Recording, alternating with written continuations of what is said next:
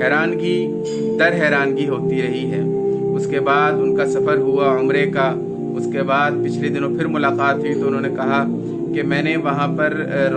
ریاض الجنہ کے اندر جو آپ صلی اللہ علیہ وسلم کا ممبر ہے، اس ممبر کے اوپر جو کلمہ شریف ہے وہ بھی میرے پاس پڑا ہوا، انہوں نے مجھے دکھایا، زیارت کروائی، اور یہ میں نے عید کے بعد جا کے وہاں لگانا ہے۔ بات کرنے کا مقصد یہ ہے کہ ہمارے معاشرے کے اندر جو سب سے بڑی خرابی ہے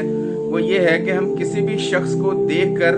اور اس کے ظاہر کو دیکھ کر اس کے بارے میں اپنے ذہن کے اندر فیصلہ کر لیتے ہیں۔ ہم یہ سوچ لیتے ہیں کہ یہ اس نوعیت کا شخص ہے، ہمیں نہیں معلوم کہ اس کا اللہ رب العزت سے کتنا تعلق ہے،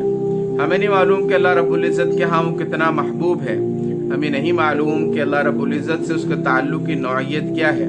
ہمیں نہیں معلوم کہ اس کے توحید کا پیمانہ کیا ہے، ہمیں نہیں معلوم کہ رسول اکرم صلی اللہ علیہ وسلم سے اس کی محبت کیسی ہے۔ یہ ساری باتیں کرنے کا مقصد یہ ہے کہ کسی بھی شخص کے ظاہر کو دیکھ کر اس کے بارے میں کسی بھی قسم کا گمان پیدا مت کریں، اور کیونکہ ہم اپنے بارے میں تو بہت ایماندار ہوتے ہیں لیکن دوسروں کے معاملے میں ہمیشہ ہم بے ایمانی سے ہی کام لیتے ہیں، ہمیں ساری دنیا